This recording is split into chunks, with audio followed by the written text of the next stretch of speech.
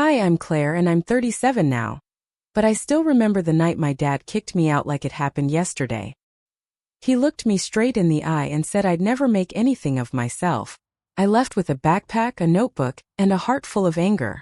18 years later, that same man's name appeared on a $2 million award, with my name on it. Where are you watching from? Comment below, and subscribe for more real stories about family, betrayal, and emotional courage. I still remember the smell of motor oil that night, thick, metallic, and bitter. It clung to the air of my father's garage like a warning. The fluorescent light above flickered, buzzing like it couldn't decide whether to live or die. I stood there, clutching my notebook against my chest while my father, his hands blackened with grease, stared at me like I was something he didn't recognize anymore. "You're quitting school?" he asked, voice low and hard. "I'm taking a break," I said quietly. "Just for a semester. I want to focus on my writing." "Writing?" He dropped the wrench and it clattered against the concrete. "Claire, writing doesn't pay bills. You think stories will keep a roof over your head?" He wasn't yelling yet, but the tension in his voice felt louder than any shout. I tried to steady my breathing. I had rehearsed this conversation 100 times in my head. I thought maybe he'd be disappointed, maybe he'd need time. But I didn't expect the disgust that crept across his face. "You've had every chance," he went on. "I paid for your classes, your books, that fancy laptop. And you're throwing it all away to what? Scribble in that little notebook." "It's not just scribbling, Dad," I said, my voice shaking. "It's what I'm good at. I want to tell stories that matter. About people like us, about real life." He let out a sharp laugh, dry and cruel. "People like us? We work with our hands, Claire. We don't sit around dreaming." From the kitchen doorway my mother appeared, drying her hands on a towel. She looked between us, her lips trembling as if she wanted to speak, but she didn't. She never did when he was angry. "Dad," I tried again. "I just need some time to figure things out. I'll work part-time. Maybe help out here at the shop." "You won't be working here," he snapped, cutting me off. "You're done here, Claire. You made your choice." Those words hit harder than anything I'd ever heard. I blinked fast, trying to keep the tears from spilling. "What do you mean I'm done?" He pointed to the door with the wrench still in his hand. "Pack your things. You're not living under my roof if you're going to waste your life." My mother gasped softly, but he didn't even look at her. The sound of the wrench hitting the workbench echoed in the small garage. "Dad, please. Don't call me that right now," he barked. "You're an adult, aren't you? Go live like one." I wanted to scream, to beg him to listen, but the anger building in my chest burned too hot. I swallowed hard, turned toward the door, and said the only thing I could manage. "You'll see. One day you'll see I wasn't a mistake." He didn't answer. He just went back to tightening bolts, as if I were already gone. The air outside was cold. I walked down the driveway with my old backpack and that notebook clutched tight, the one I'd filled with half-finished stories since high school. The porch light flickered behind me, and for a moment, I thought I saw my mother's silhouette in the window, but she didn't come out. Maybe she couldn't. I climbed into my car, the old blue sedan that barely ran, and started the engine. The dashboard light blinked, check engine in orange. I almost laughed. It felt like the car was mocking me too. For the first hour I drove aimlessly, past the closed diner, the high school football field, the quiet rows of houses where everyone else seemed to have a place to belong. My stomach growled and I realized I hadn't eaten since noon. I pulled into the back lot of a gas station, turned off the engine, and leaned my head against the steering wheel. That was the first night I slept in my car. The next morning I woke up to the sound of a garbage truck and sunlight cutting across my face. My neck ached. My stomach hurt. I looked at myself in the mirror and barely recognized the girl staring back. Hair messy, eyes puffy, still wearing the same sweatshirt from last night. I drove to the diner down the road, ordered the cheapest breakfast they had, and asked the manager if they were hiring. He looked me over for a second before saying, "You can start tomorrow. 5 a.m. shift." That night I parked behind the diner. The cook let me have leftovers from the kitchen. A small mercy that made me want to cry. I opened my notebook and started writing, not knowing what else to do. The story wasn't about me, not directly. It was about a girl who left home because she couldn't live with being invisible anymore. But every word I wrote was a piece of what I couldn't say out loud.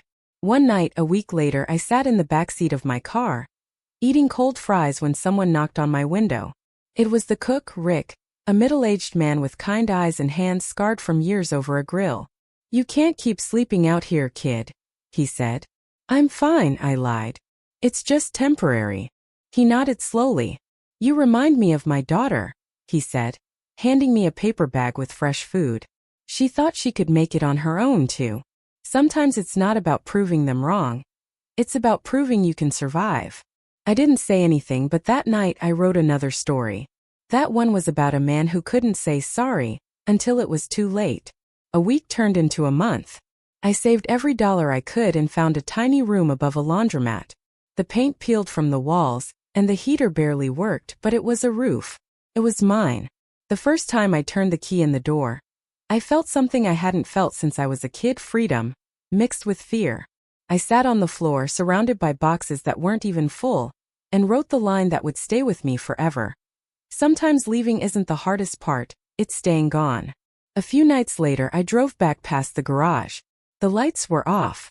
My father's old pickup was parked outside, the same one he'd taught me to drive in when I was 16. I slowed down, thinking maybe I'd see him in the doorway, but the place looked lifeless. I wanted to stop. I wanted to walk in and tell him I was okay. But something inside me froze. What if he turned me away again? What if he looked at me with that same disappointment? I kept driving. That winter, the town got hit with the worst snowstorm in 10 years. I still worked at the diner, still wrote after midnight, still sent stories to places that never answered. But I wasn't the same girl anymore. I had learned how to be invisible and how to find strength in it. I didn't realize it then, but that night in the garage had broken something and built something new in its place. Because sometimes when everything shatters, the only thing left to do is build yourself from the pieces. That night, lying in bed with the hum of the laundromat below me, I whispered the same words I had the night I left home. "You'll see, Dad." Except now it wasn't anger. It was a promise. When I left my father's porch that night, the air felt heavier than ever before. I didn't look back. I couldn't. The sound of the door slamming behind me echoed like a final goodbye. A sound that somehow managed to follow me for years. I remember clutching my duffel bag, its zipper half broken, my hands trembling, and my heart pounding so hard I thought the neighbors could hear it. The night was cold, but it wasn't just the wind that made me shiver. It was the realization that, for the first time in my life, I truly had nowhere to go. I ended up sleeping in my old beat-up car. A blue Ford Focus that had more rust than paint. It smelled like coffee and cheap air fresheners. I sat there, knees pulled to my chest, replaying his words. "You're a failure, Claire. You've wasted my time." Every syllable stabbed deeper. The man who had once carried me on his shoulders now looked at me like I was something disposable. The next morning, I drove aimlessly until I found a small diner on the outskirts of town. The sign flickered and the paint was peeling, but the smell of pancakes and coffee lured me inside. The waitress, a woman in her 50s named Judy, looked at me and instantly knew something was wrong. Maybe it was my red eyes or the way I gripped my cup like it was the only thing keeping me together. "Rough night, honey?" she asked, sliding a menu toward me. I nodded, unable to say much. She poured me another cup before I could finish the first. That kindness, the quiet, unspoken kind, was something I hadn't felt in a long time. That diner became my morning ritual. Every day after work, I'd stop by, sit in the same booth by the window, and write in a small notebook I carried. I didn't know what I was writing exactly. Sometimes it was ideas, sometimes just my thoughts. It was the only way to keep my head above water. Finding work wasn't easy. I took whatever I could get.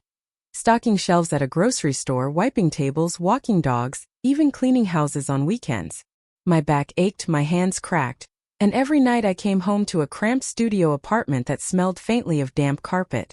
But it was mine. For the first time, I didn't owe it to anyone. Still, there were nights when the silence was too much. Nights when I'd stare at the ceiling and ask myself, was he right? Am I a failure? The thought alone felt like poison, but it was hard to escape. It followed me like a shadow. One evening, after another long shift at the grocery store, I came home to find an envelope slid under my door. There was no name on it, just my address written in messy handwriting. Inside was a letter from my mother's sister, Aunt Maggie, who lived 2 states away. I hadn't spoken to her in years. She'd heard what happened and wanted me to come stay with her. Until I figured things out. I hesitated. I'd been doing okay on my own, or at least convincing myself I was. But something about the loneliness of that tiny apartment made me pack up again. I left the next morning, my car groaning with every mile. Aunt Maggie's place was small but warm.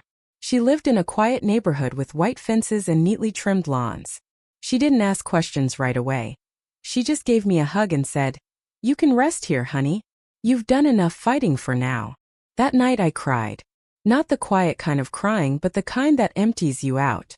Maggie just sat beside me, handed me tissues, and didn't say a word. For the next few months, I helped her around the house. She ran a small floral shop downtown, and I started helping there, arranging flowers, sweeping the floor, and eventually learning how to deal with customers. It wasn't glamorous, but it gave me a sense of purpose again.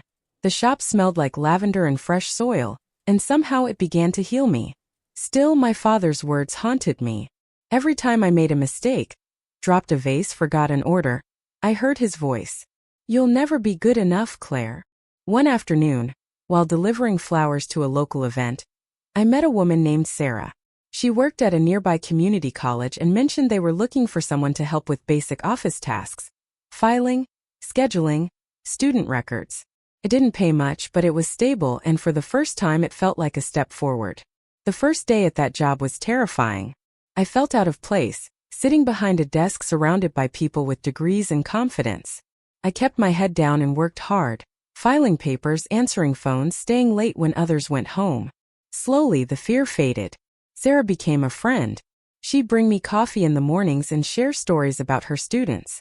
One day she asked, "Claire, did you ever think about going back to school?" I laughed. "Me? No way. I barely made it through high school without a breakdown." But she didn't laugh. She looked at me seriously and said, "You're smarter than you think. Don't let someone else's opinion decide what you're capable of." That stuck with me. For weeks I thought about it. Every time I walked past a classroom and heard a lecture, I felt something stir inside me. I'd always loved writing, storytelling, figuring out why people do what they do. Maybe, just maybe, I could study something related to that. So I applied. Not to some fancy university, just a small community college in the next town. I got accepted for a part-time program in psychology. The day I got the acceptance email, I sat at my desk and cried, this time from relief. Balancing work and classes wasn't easy. I'd wake up before sunrise, drive to work, then rush to campus in the evenings. My eyes were always tired, my meals were instant noodles or toast, but every lecture made me feel alive again. I started to believe that maybe I wasn't the failure he said I was. Still, the ache never fully left. On the nights I'd sit under the soft glow of my study lamp, I'd think about him, about whether he ever wondered where I was. Years passed. I graduated with a degree, then got a position as a student counselor. The irony wasn't lost on me. I was helping kids who felt unwanted, just like I once did. Some days were heavy, but they reminded me that broken beginnings don't define who we become. One afternoon, while hosting a workshop, I saw a girl sitting in the back, tears in her eyes. Afterward, she told me her dad had kicked her out for not living up to his expectations. My heart clenched. "You're not alone," I told her. "Sometimes people can't see your worth until the world does." Her smile that day reminded me of why I kept going. But even as life started to stabilize, I couldn't shake the past completely. The wounds my father left were still there, quiet but deep. And sometimes, when the nights grew too quiet, I'd still hear that voice echo in my head. Then one morning everything changed again. It started with a phone call from an unfamiliar number. A man's voice said he was from a foundation, something about a grant and award in psychology research, and my name being shortlisted.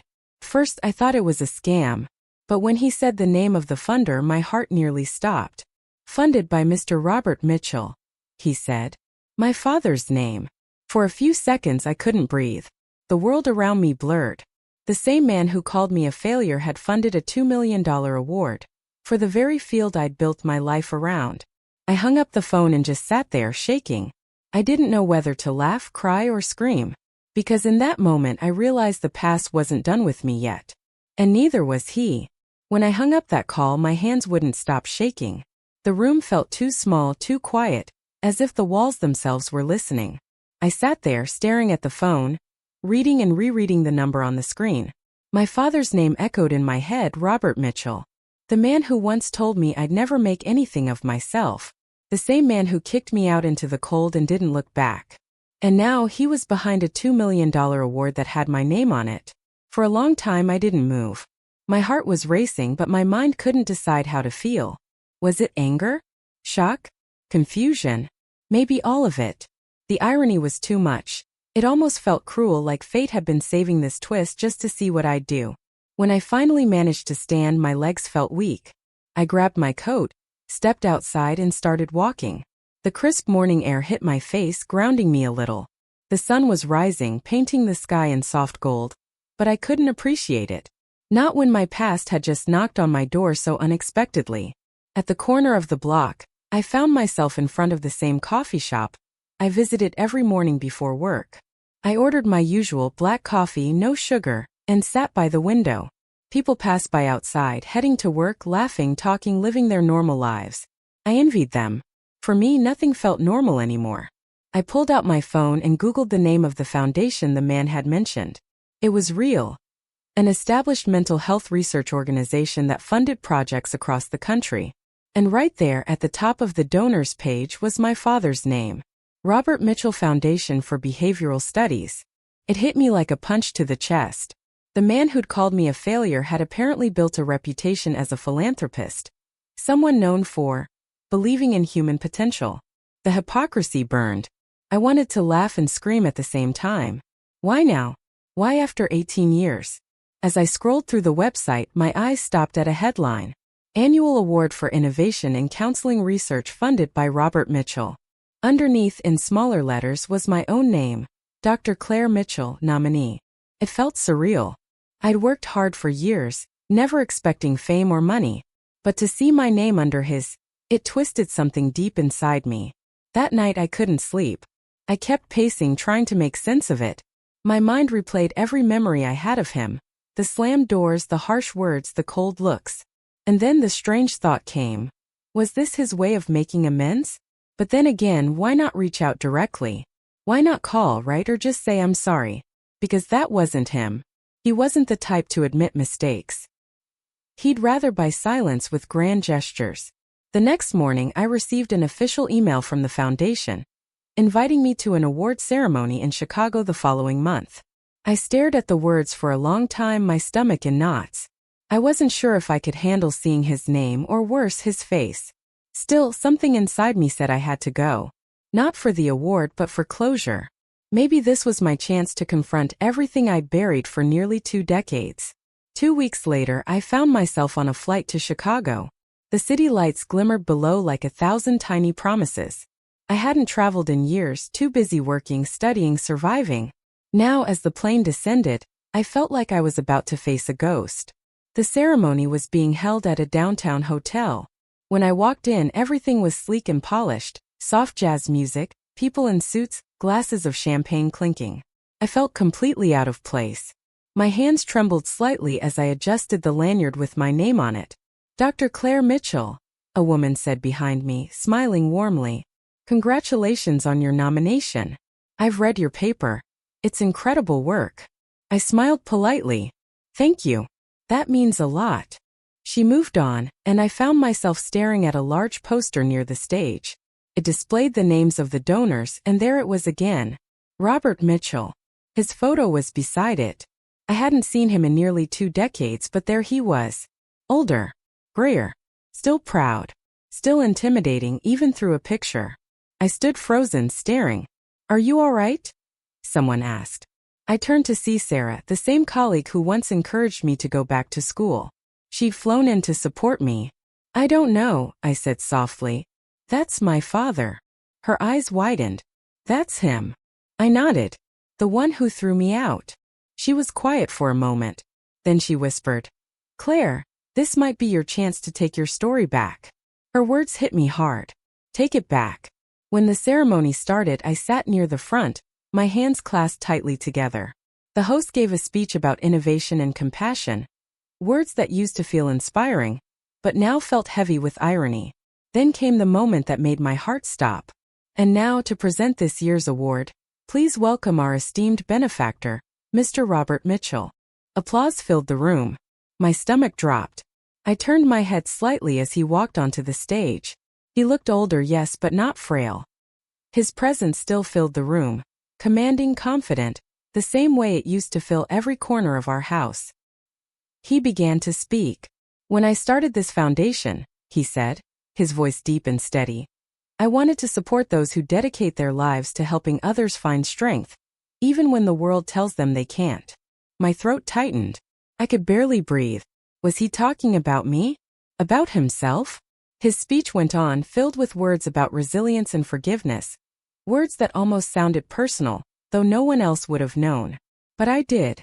I heard it in the tremor of his voice, the way he paused before certain phrases. When my name was announced, everything went silent in my mind. I walked up to the stage slowly, my heels clicking against the floor. He turned toward me. For the first time in 18 years our eyes met. Felt like the world stopped. Congratulations, he said, his voice quieter now. He extended his hand. I hesitated. My heart pounded so loudly I thought the microphone might pick it up. I finally shook his hand, though every muscle in me wanted to pull away. Thank you, I said, keeping my tone even. He nodded, his expression unreadable. You've done well. Simple words. But they carried the weight of everything he'd once denied me. The cameras flashed, people clapped, and the host moved on to the next part of the event. But in that moment it wasn't about the award anymore. It was about facing the man who had tried to erase me, and realizing that he couldn't anymore. After the ceremony I slipped outside needing air. The night was cool, and the city hummed with life.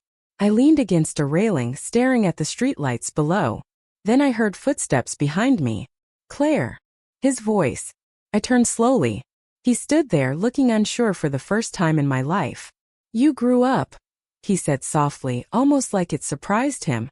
I crossed my arms. Yeah, I had to. He nodded, looking down. I read your work. I didn't know you were doing all this. I didn't think you cared to find out. The silence that followed was sharp. He looked at me, and for once there was no anger in his eyes, just something close to regret. I made mistakes, he said finally. I thought I was pushing you to be strong. But I see now that I only pushed you away. I didn't know how to respond. Part of me wanted to scream that it was too late. Another part wanted to collapse into tears. But instead I just stood there, breathing through the ache. Why the award? I asked. Why now? He sighed. I guess I wanted to give back in a way that meant something. Maybe. I was hoping you'd find it. I stared at him for a long time, searching for sincerity. For once I saw a crack in the armor, a glimpse of the man he could have been. I don't need your money, I said quietly. I just needed you to believe in me. He looked away. I know. The city buzzed around us, cars passing, voices drifting through the night. For a moment we just stood there, two people bound by blood and years of silence. When he finally walked away I didn't stop him. I didn't need to. For the first time I felt free, not because he apologized but because I finally realized I didn't need his approval to exist. The story that started with pain had somehow found its way back. Not to the same ending, but to a place where I could finally breathe again. And as I looked out over the city lights I whispered to myself, you did it, Claire. You made it, even when no one believed you would. When I returned to my hotel room that night, I sat on the edge of the bed, staring at the city lights flickering through the curtains. Chicago was alive outside my window, but inside I felt hollow. The confrontation with my father had left me drained in ways I couldn't describe. His words, his face, kept replaying in my head. Every time I closed my eyes I saw the same expression. A mix of pride, regret, and something else I couldn't name. I thought that seeing him again would give me closure. But instead it opened a door I wasn't ready to walk through. The silence in the room was heavy. I turned on the TV, then immediately turned it off. Nothing helped. So I just sat there, replaying every word we exchanged on that rooftop. The awkward pauses, the tremble in his voice when he said he was sorry. For the first time in my life I believed that he might have meant it. But it didn't erase the years of hurt. It couldn't. I eventually drifted off to sleep, still half-dressed, the city buzzing faintly in the background. The next morning my phone rang before sunrise. The sound jolted me awake. I squinted at the screen. An unknown number again. My heart skipped a beat. For a split second I thought it might be my father. "Hello," I croaked, voice heavy with sleep. "Is this Dr. Claire Mitchell?" a man's voice asked. He sounded professional, calm. "Yes," I replied slowly. "This is Mark Harris from the Chicago Medical Center. I'm calling about your father, Mr. Robert Mitchell. He was brought in early this morning." My heart stopped. I sat upright, gripping the phone. "What? What happened?" "There was a cardiac event," he said gently. "He's stable for now, but it would be best if you came as soon as possible." I didn't even realize I'd thrown on my coat until I was halfway down the hotel hallway. My hands were shaking so badly that I fumbled the keys twice before getting into the rental car. My mind was a blur. It had been less than 12 hours since I saw him. Less than 12 hours since he'd walked away under those same city lights. Now he was in a hospital bed. The drive felt endless, though it couldn't have been more than 20 minutes. Every red light felt like a cruel delay. By the time I reached the hospital, my chest was tight, and my legs felt unsteady. At the reception desk, I gave his name, my voice trembling. The nurse nodded sympathetically and guided me down a quiet hallway. The antiseptic smell, the soft beeping of monitors. It all felt distant, muffled. When I finally saw him, my breath caught. He looked smaller somehow. Fragile. The man who once seemed larger than life was now lying beneath thin hospital sheets, tubes snaking from his arms. His eyes were closed, his skin pale. "Mr. Mitchell," the nurse said softly, "your daughter's here." His eyelids fluttered, then slowly opened. When he saw me, his lips trembled. "Claire." My throat tightened. "Hey," I said softly, trying to smile. "You just couldn't let things end quietly, could you?" He gave a weak chuckle that turned into a cough. "You always were the stubborn one." I sat beside him, trying to keep my voice steady. "What happened?" He sighed. "Just my heart reminding me I'm not 30 anymore." Despite everything, I let out a small laugh. It was nervous, shaky, but real. "I was supposed to fly home today," I said quietly. "Guess you had other plans for me." He looked at me for a long moment. "I didn't think you'd come." "I didn't either," I admitted. For a few minutes we sat in silence. The only sound was the faint hum of the heart monitor beside him. I watched the green line rise and fall, steady but fragile. Finally he spoke again. "Claire, I meant what I said last night. I was proud of you. I just never knew how to say it before." I stared at my hands, unsure how to respond. Years of hurt didn't just fade overnight. Still, hearing those words after everything hit me harder than I expected. "Why now?" I asked softly. "Why say it after all this time?" He looked tired. "Because I ran out of excuses not to." His honesty caught me off guard. For a moment, the anger I'd carried for years softened, just a little.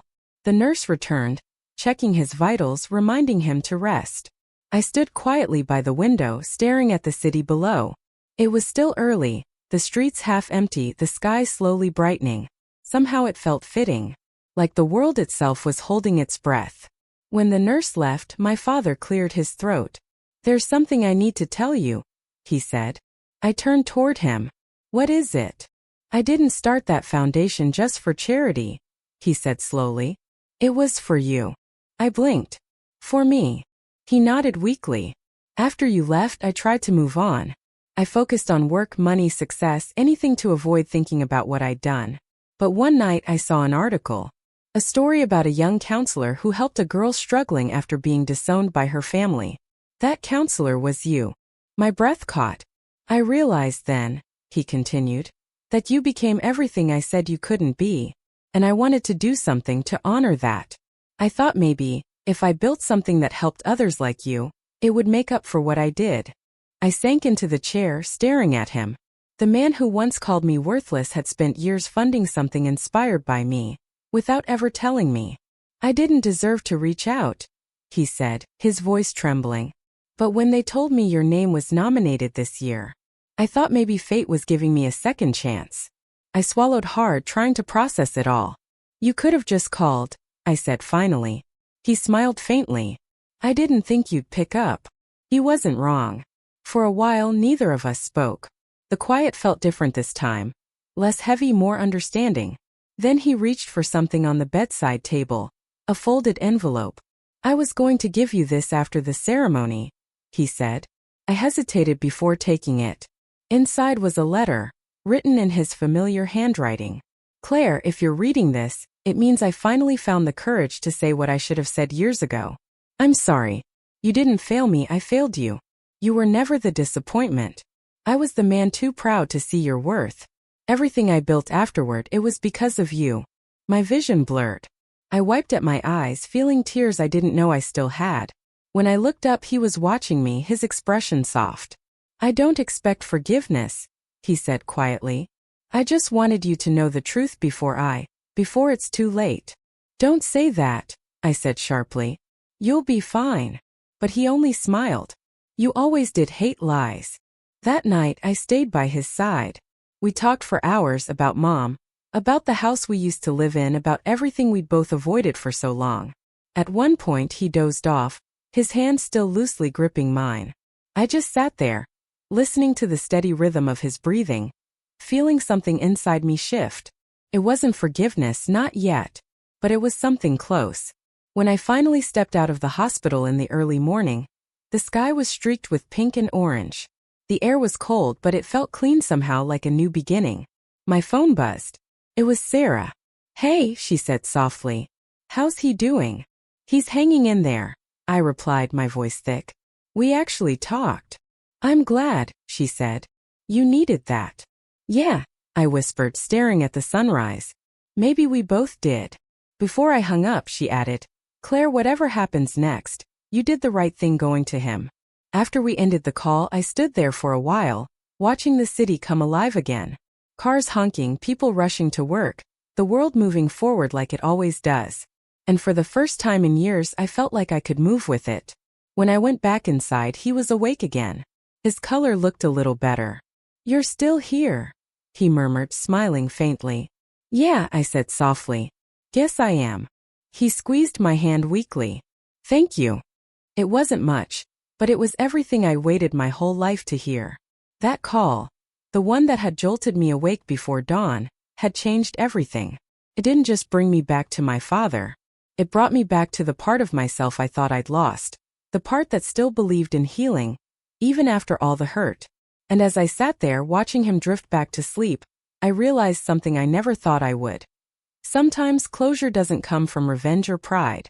It comes from the quiet moments, the ones where forgiveness finally feels possible. The morning air carried a chill that sank straight through my jacket as I stood outside the hospital, staring at the rising sun. The city was just beginning to stir, but everything around me felt unnaturally still. The world was moving forward, but I wasn't sure if I was ready to. Inside, the rhythmic beeping of my father's heart monitor had become something of a fragile comfort. It was strange how easily you could get used to the sound of someone clinging to life. The doctor had said he was stable, but his tone carried that cautious uncertainty I recognized too well, the kind of calm doctors use when the truth is too unpredictable to promise anything. When I entered his room, he turned his head slowly, a faint smile pulling at his lips. "You came back," he whispered.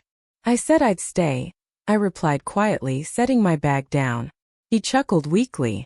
"You used to say that when you were little. Every time I left for work. 'Don't worry, Daddy, I'll stay right here.'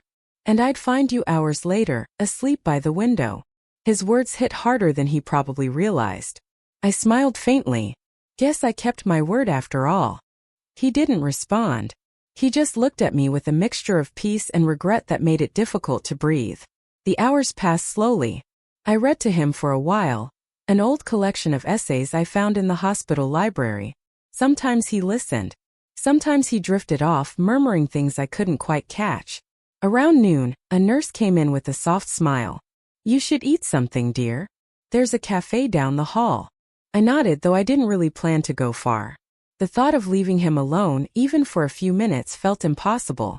But as I stood there watching the quiet rise and fall of his chest, something deep inside me whispered that time was slipping faster than I wanted to admit. I finally forced myself to go downstairs. The cafe was warm, filled with the scent of coffee and baked bread. People laughed softly, clinking mugs, living their ordinary lives. It was surreal, how normal the world could seem when yours was unraveling. My phone buzzed on the table. A message from the conference committee. Reminder. Your keynote address is tomorrow at 10 a.m. Congratulations again, Dr. Mitchell. The speech. I'd completely forgotten. The one I'd spent months preparing. The one that was supposed to define my career. For a moment I considered canceling it. How could I stand in front of hundreds of people and talk about resilience and hope while my father lay upstairs fighting for his life? But then I remembered what he said the night before, that everything he built, everything he became after I left was because of me. Maybe this speech wasn't just mine anymore. Maybe it was ours. I returned to his room an hour later, holding a small cup of coffee for him, though I knew he wouldn't drink it. He was awake, but his eyes were distant. Hey, I said softly, setting the cup down. You remember the conference? The one tomorrow. He nodded faintly. Of course. The one where you're supposed to change the world. I smiled. I don't know about changing the world, but maybe I can change how people see it. He turned his head toward me, eyes glassy but full of warmth. Then you better not miss it. I sat beside him, resting my hand gently over his. You think I should go? Yes, he whispered. Tell them the truth. Not the polished version you've practiced. The real one. I frowned. The truth. He smiled weakly. You'll know what I mean when you stand there. He drifted back to sleep soon after, and I sat there for hours thinking about what he said. That night, the city outside my hotel window shimmered again.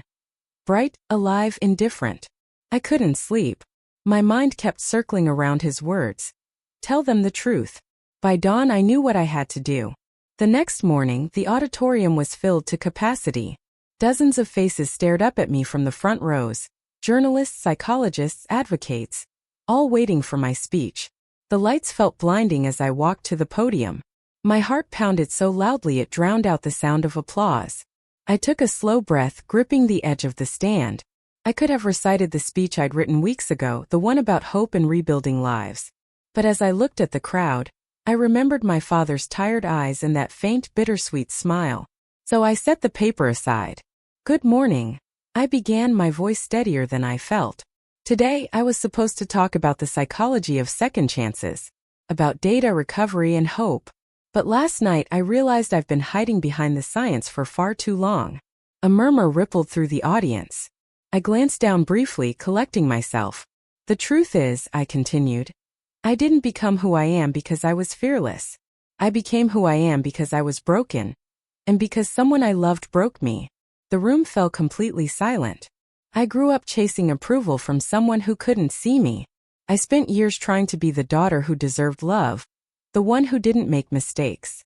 And when I couldn't be that person, I walked away. For years I thought I'd freed myself. But sometimes, healing means returning to the places that hurt you the most. I paused, scanning the crowd. Some people looked stunned. Others, understanding. This week, I said softly, I saw my father again for the first time in over a decade. And I realized something. Forgiveness isn't about forgetting. It's about finding peace with the truth. And sometimes that truth comes too late, but it still matters. My voice cracked on the last word. I didn't try to hide it. When I stepped off the stage, the applause felt distant. I barely heard it. All I could think about was getting back to the hospital. By the time I arrived, the nurse's expression told me everything before she spoke. I'm so sorry, she whispered. The hallway spun slightly. My breath caught. I couldn't move for a moment. When I finally stepped into the room, the bed was empty. The machines were silent. A single white lily rested on the bedside table, where the heart monitor used to be. On the pillow they'd left his glasses. My knees gave out before I could stop them. I sank into the chair beside the bed, staring at the spot where he'd been. My chest felt hollow, as if someone had reached inside and taken something vital. I didn't cry right away. I just sat there, numb, unable to process it. It wasn't until I noticed the letter, the one I'd left on the nightstand after reading it, that the tears finally came. I picked it up, clutching it against my chest. You kept your promise, I whispered through the sobs. You told me the truth. The funeral was held 3 days later in a small cemetery on the outskirts of the city. It was cold gray, the sky heavy with unfallen rain. Only a handful of people were there, old colleagues, a few distant relatives, and me. I stood apart from the crowd, watching as they lowered the casket. The priest's voice was low, the words of prayer carried away by the wind. I thought I'd feel anger again or maybe relief, but all I felt was quiet. A deep, heavy quiet that somehow didn't feel empty. After everyone left, I stayed behind. The caretaker hovered politely at a distance. I knelt beside the fresh mound of earth, my hands trembling as I placed the folded letter back into the soil. "You said you didn't deserve forgiveness," I whispered. "But I think maybe we both did." The wind shifted, brushing against my hair. And for a brief moment, I imagined I could hear his voice, soft, steady, proud. Weeks passed. The world returned to its rhythm. The video of my speech went viral. Shared thousands of times. Praised for its honesty and vulnerability. People wrote letters, emails, messages from around the world. They said it helped them face their own truths. But I didn't read most of them. I couldn't. Not yet. Instead, I focused on something else. The foundation he'd built, the one that was supposed to carry his name. I renamed it the Mitchell Truth Project. Its purpose shifted too. It wasn't just about mental health awareness anymore. It became a space for reconciliation. A place for people to share the words they never got to say to the ones who hurt them. Or the ones they'd lost. Sometimes I'd sit in the back of our new office and read anonymous letters. Stories of forgiveness, regret, love, and loss. Each one felt like a small piece of the puzzle my father and I never finished. And every now and then I'd whisper to the empty room, "We did it, Dad," because in some strange way we had. He found redemption in his truth, and I found peace in mine. The last time I visited his grave, spring had just begun. The grass was green again, and sunlight broke through the clouds, warm against my face. I placed a small white lily on the stone and smiled through the ache in my chest. "Your truth changed everything," I said softly. "Even after you were gone." And as I walked away, the wind carried the faintest whisper through the trees, like an echo of a promise finally kept.